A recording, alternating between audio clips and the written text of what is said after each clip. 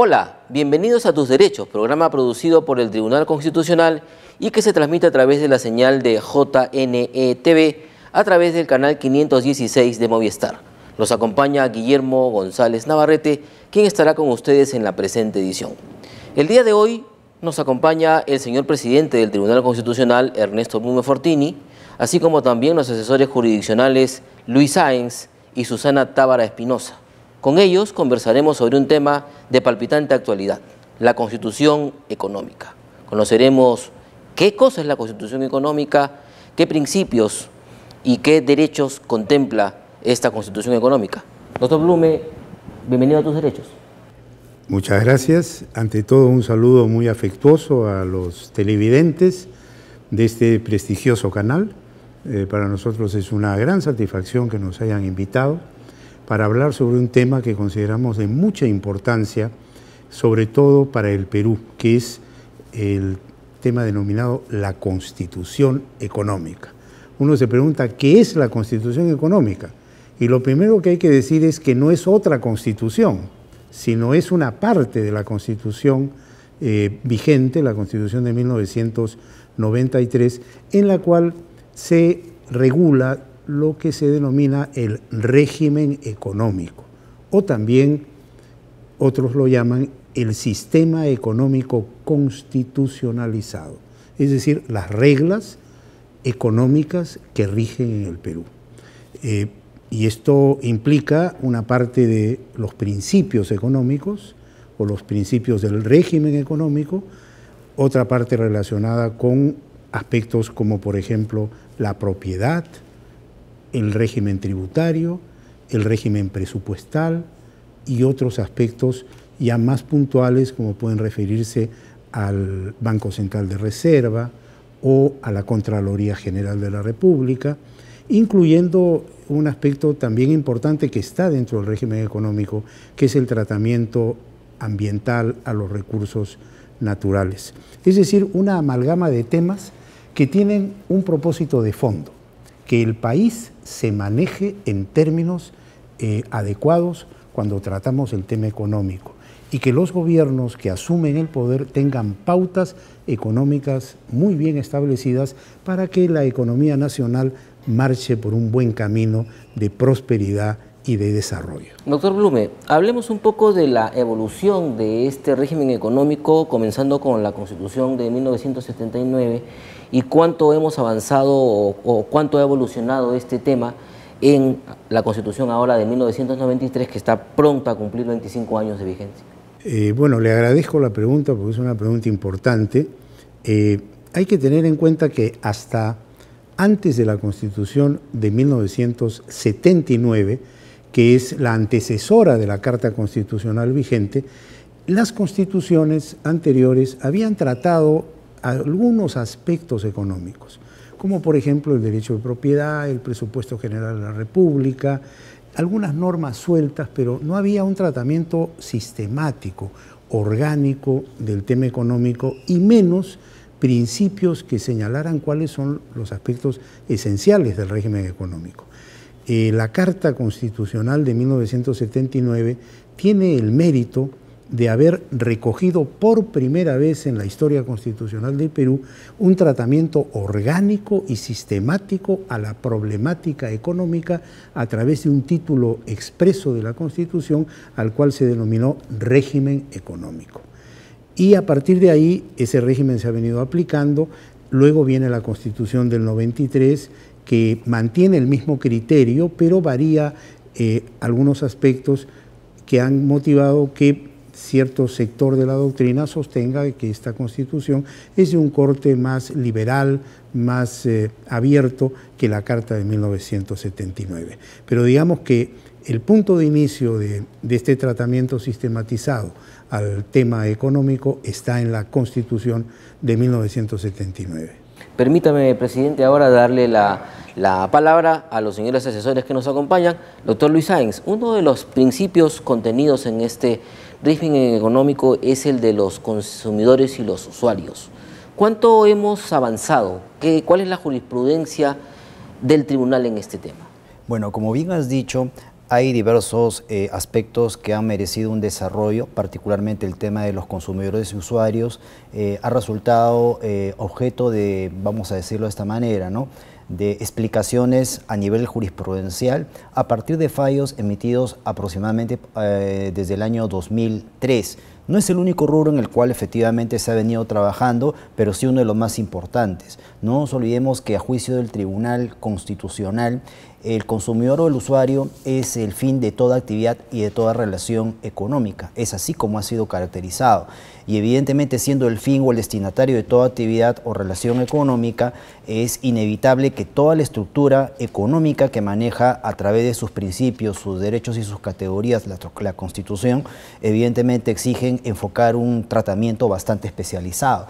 De que han habido casos importantes, por supuesto que los han habido. A mí se me puede venir a la memoria ahorita un viejo caso en el cual se debatía acerca del deficiente servicio que había recibido una consumidora que había adquirido un producto de telefonía que había sido expendido en pésimas condiciones. Y no obstante ello, se le quiso simplemente devolver el aparato en esas condiciones negativas, pero sin embargo cobrarle un porte, supuestamente a título de un pretendido servicio que nunca existió, ya que en la práctica nunca pudo usar el referido producto. A pesar de ello, la usuaria recurrió al órgano de control, al órgano en este caso técnico que era el Opsitel, y no se dio la razón. Tuvo que plantear una demanda de amparo y acá en el tribunal finalmente se determinó de que por más contrato que haya suscrito la usuaria, estos contratos no pueden bajo ningún concepto dañar los intereses del consumidor ni del usuario, y se obligó a la empresa de telefonía no solamente a que se quedara con la lógica de que tuviera que devolver el producto, sino que tuviera que definitivamente eliminar el porte que le había impuesto. Han habido, por supuesto, otros casos igual de importantes que los podemos ver de acuerdo a al tiempo del que dispongamos, ¿no? Doctora Tábara, bienvenida a Tus Derechos. Bueno, otro principio es el tema tributario, que está contenido en el régimen económico. ¿Qué evaluación podemos hacer del desarrollo de este tema en específico? Gracias, Guillermo. Bueno, a partir de la sentencia 008 del 2003, proceso de inconstitucionalidad, en este caso Nesta Abrero, es que se empiezan pues a dar las primeras pinceladas en lo que bien ha dicho el doctor Blume, denominamos hoy el constitucionalismo económico en el Perú, ¿no? Es justamente el artículo 74 de nuestra Constitución, que recoge a partir del régimen presupuestario y tributario, que recoge toda la normativa relativa a los principios constitucionales tributarios y a lo que denominamos el derecho constitucional tributario, ¿no? Más o menos a partir del año 2003-2004 es que empieza a desarrollarse una jurisprudencia más o menos importante y a establecerse una línea jurisprudencial que hoy podríamos decir sólida o más o menos sólida en materia de tributos. Por recordar algunos casos importantes, pienso yo que un gran hito lo puso el caso de los arbitrios municipales, donde prácticamente hicimos un cambio, o el Tribunal Constitucional hizo un cambio muy fuerte en cómo se debían cobrar los arbitrios municipales o los denominados arbitrios municipales dentro de la subespecie de tributación municipal, ¿no? Bueno, tenemos que los impuestos, los tributos pueden ser impuestos, contribuciones, tasas, y dentro de las tasas justamente encontramos a los arbitrios municipales, cuyo vehículo jurídico adecuado eran las ordenanzas municipales. Entonces, había un desorden tremendo en las municipalidades del país para el cobro de estos arbitrios, ¿no? Y es a partir de Miraflores y Surco, ¿no?, distritales de Miraflores y Surco, que se empieza a poner orden, ¿no? Lógicamente, como todo cambio pausado, al inicio fue un poco duro, ¿no? Pero se puede decir que hoy en día las municipalidades, desde el punto de vista constitucional, para lo que es formal, en materia de publicaciones, de plazos y demás, y también materialmente de fondo, han cumplido la mayoría de requisitos que impuso y de criterios para flexibilizar el cobro de arbitrios, ¿no? Otra sentencia importante, por mencionar una, es la de cobranza coactiva, ¿no?, donde se pone pues coto a algunos excesos que cometían no solamente los gobiernos municipales, sino también el gobierno central en sus vertientes de cobro de tributos, ¿no?, por recordar alguna. Presidente, ¿cómo redunda en el ciudadano de a pie la jurisprudencia del Tribunal Constitucional en materia económica, el tema del régimen económico? Bueno, tiene una gran importancia, porque el tribunal, como supremo intérprete de la Constitución, va a marcar cuáles son los alcances de los diversos preceptos constitucionales. Y el tribunal ha dicho que todo el régimen económico está inserto dentro de una posición humanista del legislador constituyente. Es decir, todo el orden político, social, económico en nuestro país gira en torno a la realización de la persona humana, que es anterior y superior al Estado. Es el núcleo de nuestro pensamiento humanista el que está impregnado en la Constitución, y por lo tanto la economía está al servicio de la persona. No es la persona al servicio de la economía, es una posición filosóficamente distinta que conlleva a un criterio de interpretar toda la normativa económica siempre con un sentido social, siempre con un sentido de servicio a los demás, siempre con un sentido de aportar al desarrollo integral y armónico de la persona como fin supremo de la sociedad y del Estado. Y esa ha sido la orientación matriz que ha orientado la jurisprudencia del Tribunal Constitucional. Siempre ir marcando la pauta, porque como ocurre en muchas ocasiones, lo que a veces observamos es que algunas entidades se extralimitan en sus funciones y olvidan las pautas señaladas por la Constitución. Por ejemplo, en el tema tributario hay un artículo expreso de la Carta Fundamental de la República que nos dice lo siguiente: el Estado, al ejercer la potestad tributaria, debe respetar los principios de reserva de ley y los de igualdad y respeto a los derechos fundamentales de la persona. Ningún tributo puede tener carácter confiscatorio, y agrega además, no surten efecto las normas tributarias dictadas en violación de lo que establece el presente artículo. Por lo tanto, cuando vemos el tema tributario, por dar un ejemplo, tenemos que verlo desde una óptica constitucionalizada.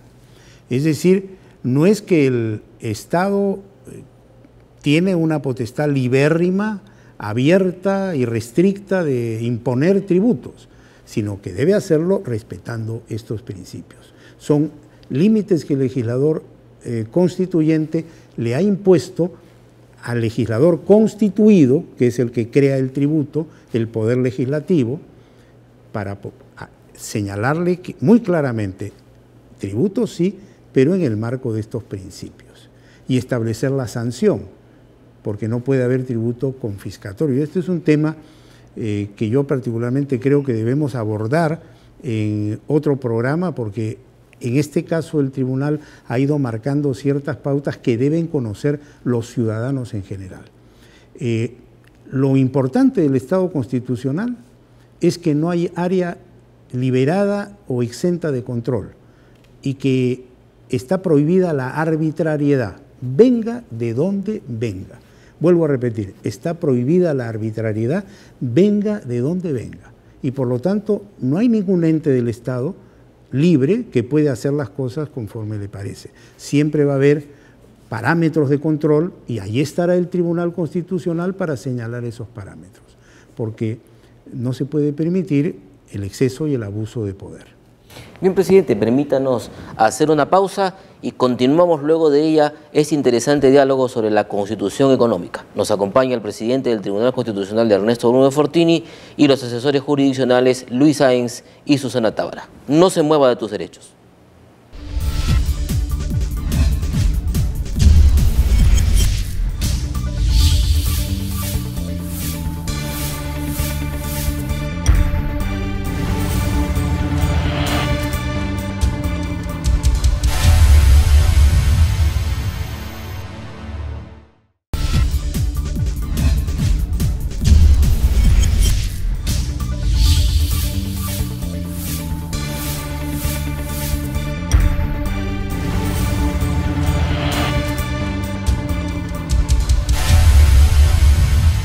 Gracias por estar en Tus Derechos, que se transmite a través de JNE TV y el canal 516 de Movistar. Continuamos ese interesante diálogo con el señor presidente del Tribunal Constitucional y los dos asesores jurisdiccionales que nos acompañan. Y a la luz de lo comentado por el doctor Blume de irnos a la pausa, nos gustaría preguntarle precisamente sobre este tema tributario, que es un tema de palpitante actualidad, y seguir hablando pues de la jurisprudencia y las resoluciones tomadas por el tribunal de carácter tributario. Muchas gracias. Bueno, con cargo a dedicar otro programa a trabajar a fondo este tema y a conversarlo y dialogarlo, yo quiero aprovechar la oportunidad que me acompañan en esta oportunidad dos destacados asesores jurisdiccionales que trabajan en el tribunal y que nos brindan un apoyo muy importante, yo diría invaluable para el trabajo aquí en el tribunal. Son los doctores Luis Sáenz y Susana Tábara. Ellos han tratado y han estudiado este tema con bastante profundidad y quisiera iniciar un diálogo abierto con ustedes.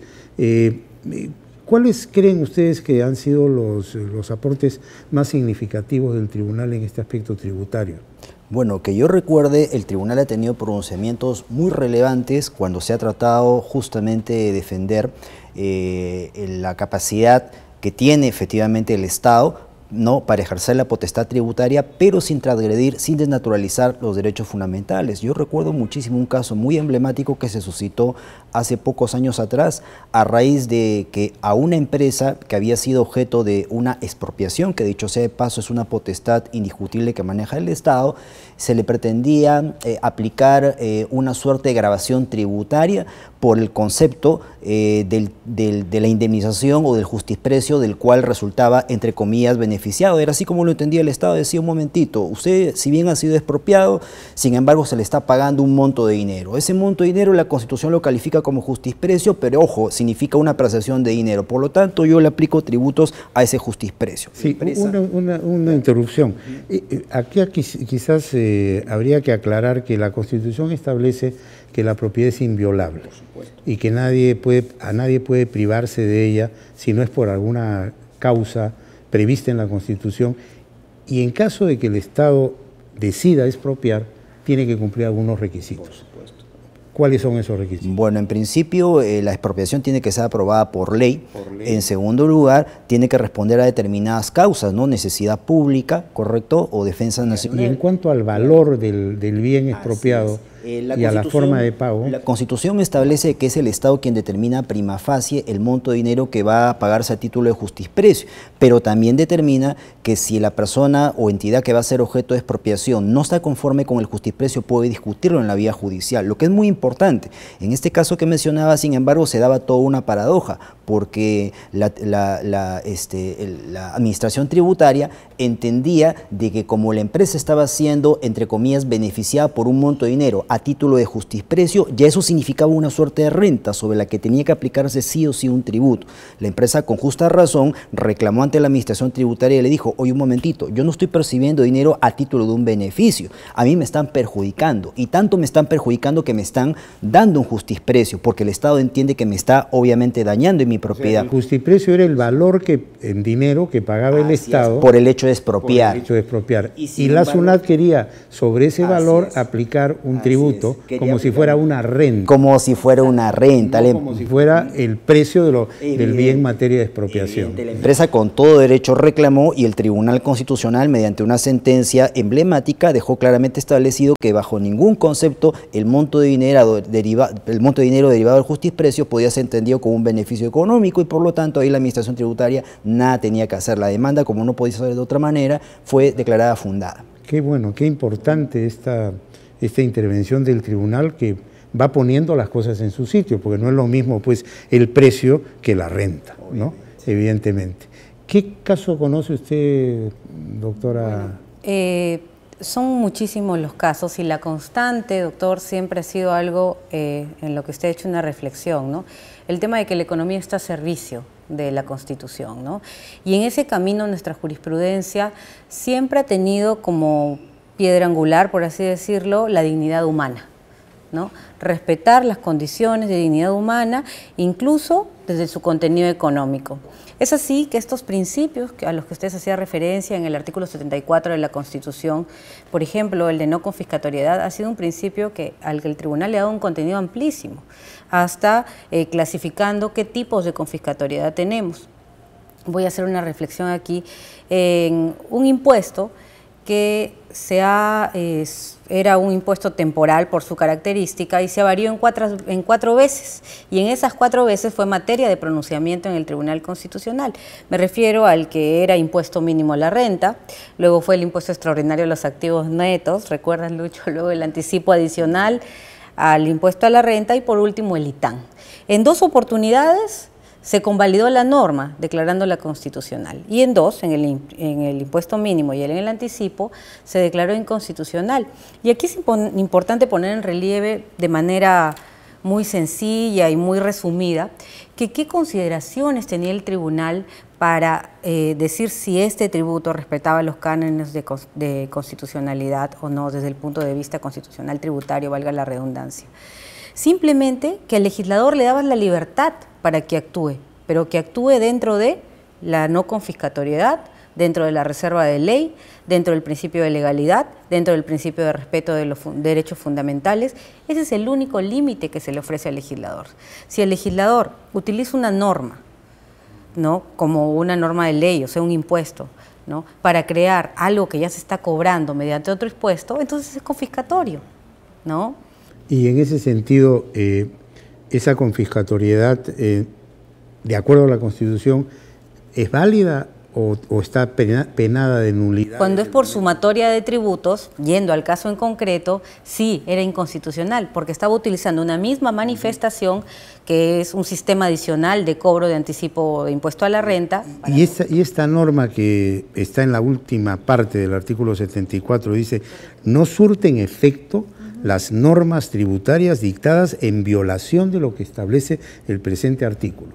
Mire, muy ¿Cómo entender esa...? Muy interesante su reflexión, porque precisamente entre los retos que tiene el Tribunal Constitucional, a criterio personal, está para mí el desarrollo 1 del 74 relativo a lo que usted acaba de leer, porque no ha habido la oportunidad, los tribunales resuelven de acuerdo a los casos que llegan, de hacer un desarrollo muy detallado de esa parte, y tampoco del respeto de los derechos fundamentales. Hubo por ahí un caso en el que se le trató de ligar al tema tributario con la inviolabilidad de domicilio por un tema de notificación, pero ha sido la única vez en la que hemos utilizado algún otro derecho para vincularlo al tema tributario, ¿no?